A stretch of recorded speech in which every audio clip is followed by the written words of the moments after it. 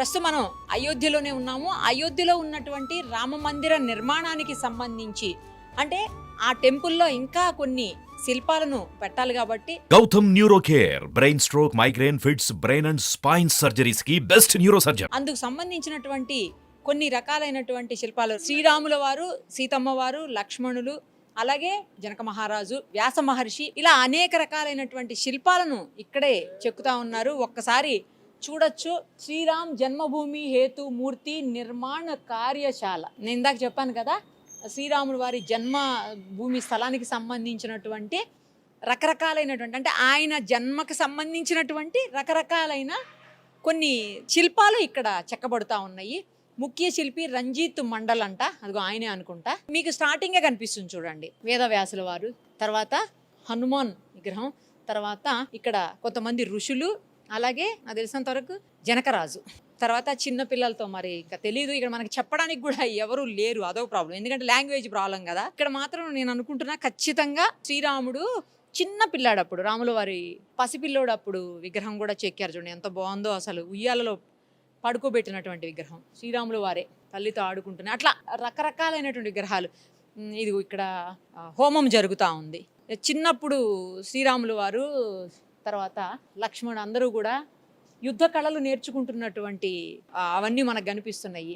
తర్వాత రాక్షస సంహారం, మొత్తం శ్రీరాములకు సంబంధించినటువంటి రకరకాల పిక్చర్స్ ఇక్కడ మనం గమనించవచ్చు. వేదమూర్తులు, మహర్షులు, తర్వాత వ్యవసాయానికి సంబంధించి కూడా చెప్పడం మనకు చాలా విగ్రహాలు ఇక్కడ శ్రీరాములు వారు, అలాగే లక్ష్మణుడు, రాక్షస సంహారానికి సంబంధించి అన్నీ మనకు అంటే రామాయణానికి సంబంధించి అని చెప్పాలి, ఒక రకంగా చెప్పాలంటే. సో అన్ని విగ్రహాలు ఇక్కడ మనకి కనిపిస్తూ ఉన్నాయి. తల్లికి చెప్పి వెళ్ళిపోతున్నట్లుంది శ్రీరాములు వారు, సీతమ్మ వారు, లక్ష్మణుడు. చాలా విగ్రహాలని ఇక్కడనే రెడీ చేస్తూ ఉన్నారు. చాలా బాగుంది. ఇదంతా నాకు తెలిసి సిమెంట్తో చేస్తున్నట్టుంది. ఇవన్నిటిని మనం ఇప్పుడు ఇక్కడ చూస్తున్నాం కదా, ఇవన్నీ ఫైనల్గా తుది రూపు దిద్దుకున్న తర్వాత రామ మందిరానికి చేరుకుంటాయి. సో అంతకంటే ముందే మనం నిర్మాణ దశలోనే చూడడం మన అదృష్టం అని చెప్పాలి. సో మొత్తం అవే శ్రీరాముల వారి విగ్రహాలే ఉన్నాయి. అన్నీ కూడా ఆల్మోస్ట్ అవే కనిపిస్తున్నాయి. వేద మహర్షులు, శ్రీరాములు వారు, తర్వాత సీతమ్మ వారు, నెక్స్ట్ లక్ష్మణుడి విగ్రహాలే మొత్తం కనిపిస్తున్నాయి. అంటే చాలా పెద్దది కదా దేవాలయము. 4 ఎకరాల్లో నిర్మితం అవుతున్నాడు. ఇందాక మనకు చెప్పారు ఆయన, కోటేశ్వర శర్మ గారు చెప్పారు కదా, ఆ 4 ఎకరాల్లో నిర్మిస్తున్నటువంటి ఆ నిర్మాణానికి సంబంధించి అనేక రకాలైనటువంటి శిల్పాలు అవసరం పడుతుంది కాబట్టి సో అవన్నీ ఇక్కడి నుంచే రెడీ చేసి పంపిస్తూ ఉన్నారు. మనకి ఇక్కడ లోకల్లో ఒక ఆయన ఉన్నారని కొంచెం తెలుగు వచ్చు అనుకోండి. ఇందాక మనకి ఏంటి అంటే జస్ట్ ఇన్ఫర్మేషన్ ఇచ్చారు, ఒకసారి మాట్లాడదాం. ఇవన్నీ ఏం చేస్తున్నారండి ఇక్కడ? ఇక్కడ వచ్చేసి వుడ్ వర్క్ మేము చేసేది. ఈ పనిని వేరే వాళ్ళు చేస్తారా? వేరే వాళ్ళు చేస్తారా? మీది ఏ ఊరు? మాది మహాబలిపురం, చెన్నై. చెన్నై. కొంచెం తెలుగు వస్తుంది మంచిగా? తెలుగు, హిందీ, కన్నడ అన్నీ వస్తుంది, మలయాళం అన్నీ వస్తుంది. పని చేసేప్పుడు అక్కడక్కడ పోయేటప్పుడు పని చేస్తాం కదా, అప్పుడు మాట నేర్చుకునేదే. ఎన్ని రోజులు పడుతుందో ఇవన్నీ తెలుసేమన్నా? ఇది ఎన్ని రోజులు పడుతుందని తెలియదు. చాలా రోజుల నుంచి చేస్తున్నారు. చాలా రోజు 2 సంవత్సరాలు అవచ్చు. ఎంతమంది చేస్తున్నారు ఇక్కడ? ఇక్కడ ఇప్పుడు మేము వచ్చిన తర్వాత ఎవరు రాలా, అందుకు ముందు చేసి ఉన్నారు. రామ మందిరానికే కదా తీసుకుపోతారు? అన్ని రామ మందిరికి పోయేది అదండి. ఏదో ఆ పక్క చేసేది కూడా రామ మందిరికి పోయేది, లోపల అలౌడ్ లేదు.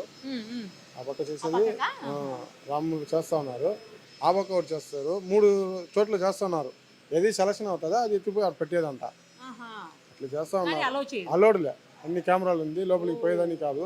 ఆ పక్కకే రామ మందిరానికి సంబంధించినటువంటి కొన్ని విగ్రహాల నిర్మాణం జరుగుతుందట. మనల్ని అలౌ చేయట్లేదు, ఎవరిని అలౌ చేయరని ఇప్పుడే తెలిసింది నాకు కూడాను. సర్సార్ ఫ్యామిలీ కూడా వచ్చారు కదా, వాళ్ళు కూడా అలౌడ్ పనిలేదు.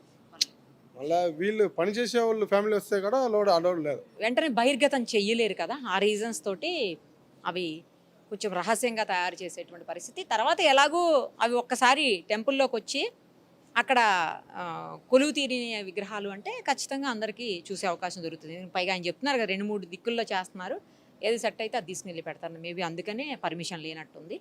ఇవైతే మాత్రం చాలా బాగున్నాయి. కొన్నిటికైతే కలర్స్ వేసేసారు, ఇంకా వాటికి కలర్స్ వేసేది ఉంది, వేయలేనట్టుంది. కలర్స్ వేసిన తర్వాత ఇవన్నీ అక్కడికి షిఫ్ట్ చేస్తారు.